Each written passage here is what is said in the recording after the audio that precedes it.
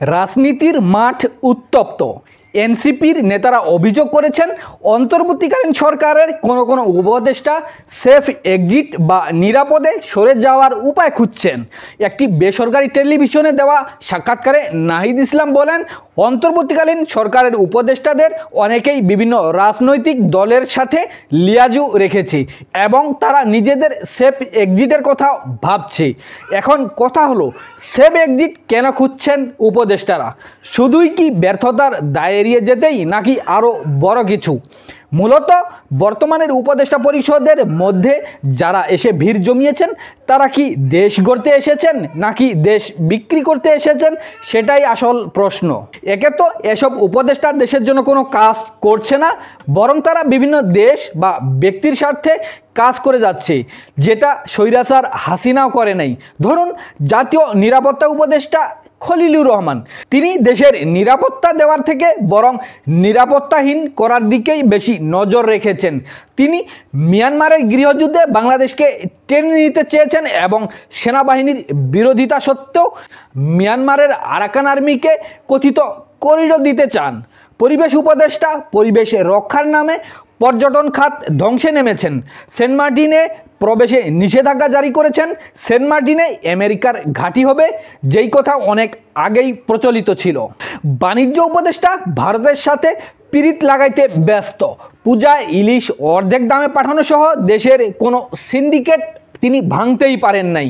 সংস্কৃতি মন্ত্রণালয় দেশের সংস্কৃতি রক্ষার থেকে বরং অপসংস্কৃতি চালু করতেই ব্যস্ত। স্বৈরাচার হাসিনার আমলে হিন্দুয়ানি সংস্কৃতি আনার ব্যবস্থা করা হয়েছিল, আর এখন পশ্চিমা সমকামিতা, ট্রান্সজেন্ডার, পতিতাগৃতি এসব চালুর উদ্যোগ গ্রহণ করা হয়েছে। বিদ্যুৎ, জ্বালানি ও খনিজ সম্পদ মন্ত্রণালয় কার্যকর কোনো উদ্যোগ গ্রহণ করেছে কি? আদানির বকেয়া বিল পরিশোধ করেছে এবং স্বৈরাচার হাসিনার আমলের অন্যায্য চুক্তি এখনও বহাল আছে। আদানির সাথে কোনো চুক্তি এখনও বাতিল করা হয়নি, বরং আদানির যত বকেয়া ছিল সমস্ত বকেয়া পরিশোধ করা হয়েছে। পররাষ্ট্র মন্ত্রণালয় তো একটি ব্যর্থ মন্ত্রণালয়, কোনো দেশের সাথে মজবুত সম্পর্ক উন্নয়ন করতে পারেনি, বরং যেসব দেশের সাথে ভালো সম্পর্ক ছিল বাংলাদেশে, সেসব দেশের বিনিয়োগ ছিল, সেসব দেশের সাথেও বর্তমানে দুর্বল অবস্থা, সম্পর্কে জটিলতা তৈরি হয়ে গেছে। স্বরাষ্ট্র মন্ত্রণালয়ও একটি ব্যর্থ মন্ত্রণালয় হয়ে গেছে। দেশের আইন শৃঙ্খলার ভয়াবহ অবনতি ঘটেছে। মনে হচ্ছে দেশে কোনো আইন শৃঙ্খলা বাহিনী নেই। প্রতিদিন প্রকাশ্যেই হত্যাকাণ্ডের অহরহ ঘটনা ঘটছে। চাঁদাবাজি কয়েক গুণ বেড়ে গেছে স্বৈরাচার হাসিনার আমলের থেকেও। ধর্ম মন্ত্রণালয়ের কথা আর কী বলবো, ধর্মমন্ত্রী এখন সেকুলার হয়ে গেছেন। তিনি এমন সেকুলার হয়ে গেছেন যে দেশে এত কিছু অধর্মের কাজ চলছে, সরকারের মধ্যে থেকে এত ইসলাম বিরোধী, এত ইসলাম বিদ্বেষী কর্মকাণ্ডকে বৈধতা দেওয়ার চেষ্টা হচ্ছে, তিনি চোখ বন্ধ করে আছেন। আর ডক্টর ইউনূসের কথা আর কী বলবো, তিনি ক্ষমতায় এসেই নিজের মামলাগুলো খারিজ করে ফেলেছেন। অর্থ পাচার, শ্রম আইন লঙ্ঘন সহ একাধিক মামলায় অভিযুক্ত থাকা সত্ত্বেও ডক্টর ইউনূস অল্প সময়ের ব্যবধানে সমস্ত মামলা খারিজ করিয়েছেন, যেখানে দেশের সাধারণ নাগরিকদের একটি মামলা খারিজ করতে বছরের পর বছর কোর্টে ঝুলে থাকতে হয়। ডক্টর ইউনূস তিনি নিজের 666 কোটি টাকার কর মওকুফ করেছেন। আগামী কয়েক বছরের কর আগাম মওকুফ করে নিয়েছেন। গ্রামীণ ব্যাংকে সরকারের মালিকানা 25% থেকে 10% নামিয়ে আনা হয়েছে সরকারের অংশীদারিত্ব, অর্থাৎ জনগণের টাকা তিনি নিজেই হাতিয়ে নেওয়ার ব্যবস্থা করেছেন। গ্রামীণ ইউনিভার্সিটির তিনি অনুমোদন নিয়েছেন। জনশক্তি রপ্তানিতে একচ্ছত্র নিয়ন্ত্রণে লাইসেন্স নিয়েছেন ডক্টর ইউনূস। ডিজিটাল ওয়ালেট অনুমোদন নিয়েছেন। গ্রামীণ টেলিকম পেয়েছে ডিজিটাল ওয়ালেট চালুর অনুমতি, যা দেশের আর্থিক লেনদেন ব্যবস্থায় একচেটিয়া আধিপত্য নিশ্চিত করবে। কোনো টেন্ডার বা প্রতিযোগিতা ছাড়াই সমাজ কল্যাণ মন্ত্রণালয়ের 700 কোটি টাকার সামাজিক নিরাপত্তা তহবিল হস্তান্তর করা হয়েছে গ্রামীণ ট্রাস্টে। প্রশাসনের গুরুত্বপূর্ণ স্থানে বসানো হয়েছে ডক্টর ইউনূসের নিজের আত্মীয় স্বজন, এনজিও সহকর্মী ও নিজ এলাকার লোকজনকে। আচ্ছা, জুলাই গণ অভ্যুত্থান সংগঠিত হয়েছে বৈষম্যের বিরুদ্ধে ন্যায় ইনসাফ কায়েমের জন্য, কিন্তু আদৌ কি দেশের ইনসাফ প্রতিষ্ঠা হয়েছে নাকি বৈষম্য বেড়ে গেছে? দেশের সংখ্যাগরিষ্ঠ মানুষের কোনো মতামতকে প্রাধান্য দেওয়া হয় না। গুটি কয়েক ব্যক্তির বিশেষ এজেন্ডা বাস্তবায়নের জন্য কাজ করে যাচ্ছে অন্তর্বর্তীকালীন সরকারের উপদেষ্টারা। তারা সাধারণ মানুষের মতকে উপেক্ষা করে তাদের ইচ্ছামতো মত চাপিয়ে দিচ্ছে দেশের 20 কোটি মানুষের উপর। বাংলাদেশের মতো দেশে মানুষ যেসব বিষয় কোনোদিনও অ্যাকসেপ্ট করবে না, সেসব বিষয় বৈধতা দেওয়ার জন্য উঠে পড়ে লেগেছে। তারা পশ্চিমা বস্তাপচা অপসংস্কৃতি বাংলাদেশে আমদানি করতে চায়, যেগুলো এখন আর পশ্চিমা দেশগুলোর মানুষও খায় না, তারা প্রত্যাখ্যান করেছে। তারা সমকামিতা, ট্রান্সজেন্ডারের মতো বিষয়গুলোকে বাংলাদেশে ইস্টাবলিশ করার জন্য উঠে পড়ে লেগেছে।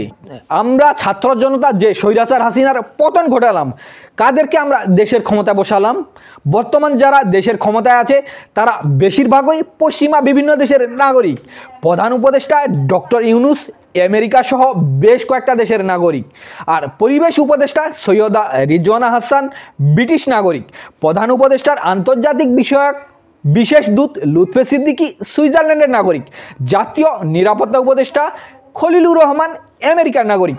ডক্টর আনিসুজ্জামান চৌধুরী প্রধান উপদেষ্টার বিশেষ সহকারী প্রতিমন্ত্রীর পদমর্যাদায় অর্থ মন্ত্রণালয়ের যিনি কর্মরত অস্ট্রেলিয়ার নাগরিক। ফয়েজ আহমদ তৈয়ব প্রধান উপদেষ্টার বিশেষ সহকারী প্রতিমন্ত্রীর মর্যাদায় আছেন, তিনি ডাক, টেলিযোগ ও আইসিটি মন্ত্রণালয়ের, তিনি নেদারল্যান্ডের নাগরিক। ডক্টর আলী রিয়াজ সংবিধান সংস্কার কমিটির প্রধান, ঐক্যমত্য কমিশনের ভাইস চেয়ারম্যান, তিনি আমেরিকার নাগরিক। ডক্টর বদিউল আলম মজুমদার নির্বাচন সংস্কার কমিশনের প্রধান, আমেরিকার নাগরিক। কামাল আহমেদ গণমাধ্যম সংস্কার কমিশনের প্রধান, তিনি ব্রিটিশ নাগরিক। তাহলে জুলাই গণ অভ্যুত্থান কি ছিনতাই হয়ে যায়নি? দেশের ছাত্র জনতা রক্ত দিয়েছে, অথচ দেশের ক্ষমতায় বসে গেছে পশ্চিমাপন্থীরা। শুধু পশ্চিমাপন্থীরা নয়, বরং বিদেশি নাগরিকরা। তারা এই গণ অভ্যুত্থানে অংশগ্রহণ করেনি, এমনকি তারা বিদেশে বসেও স্বৈরাচার হাসিনার বিরুদ্ধে ফেসবুকে একটা স্ট্যাটাস পর্যন্ত দেয়নি। বিদেশি নাগরিক হয়ে তারা কি দেশের জন্য কাজ করবে? তারা দেশপ্রেম থেকে কাজ করবে, নাকি যাদের নুন খেয়েছে তাদের স্বার্থেই কাজ করবে? যা হওয়ার তাই হয়ে গেছে। এসব উপদেষ্টারা পশ্চিমা এজেন্ডা বাস্তবায়নে প্রকাশ্যেই কাজ করছে, আর নির্বাচন হলে তাদের সেফ এক্সিটের কোনো প্রয়োজন নেই, বরং ইতিমধ্যে তারা সেটেলড বিভিন্ন দেশে।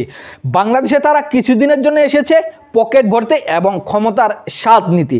সময় হলে আবার তারা চলে যাবে এবং বাকি জীবন উন্নত রাষ্ট্রে আরাম আয়েশেই কাটাবে। আমরা বড় বড় কথা বলি, অথচ দেশে হাজার হাজার মানুষের রক্তের বিনিময়ে স্বৈরাচার মুক্ত করেও দেশ ভিনদেশীদের হাতে তুলে দিয়েছি। এর দায় কি ছাত্র জনতার নয়? অবশ্যই ছাত্র জনতার। আমাদের রক্ত দিয়ে স্বৈরাচার হাসিনাকে আমরা তাড়াইলাম, আর ভিনদেশীরা উড়ে এসে জুড়ে বসে আমাদেরকেই শাসন করছে, তাদের মত আমাদের উপর চাপিয়ে দিচ্ছে। আবার এখন যারা তাদের ক্ষমতায় বসিয়েছিল সেই ছাত্ররা বলছে উপদেষ্টারা কেউ কেউ সেফ এক্সিট চাচ্ছে। কেউ তখনই সেফ এক্সিট চায় যখন তার যাওয়ার কোনো রাস্তা থাকে না, কিন্তু যাদেরকে ক্ষমতায় বসানো হয়েছে তারা বেশিরভাগই বিভিন্ন দেশের নাগরিক, তারা সেসব দেশে সেটেলড, অর্থাৎ তাদের যাওয়ার রাস্তা আছে। বাংলাদেশকে খাদের কিনারায় দাঁড় করিয়ে নিজেদের পকেট ভরার পর আবার তারা তাদের বিলাসী জীবনে পাড়ি দিবে। কিন্তু যে ছাত্র জনতা তাদেরকে ক্ষমতায় বসিয়েছে তারাই স্বৈরাচার হাসিনার ক্রোধের শিকার হবে, কিন্তু ভিনদেশি উপদেষ্টারা নিরাপদেই আরাম আয়েশেই থাকবে।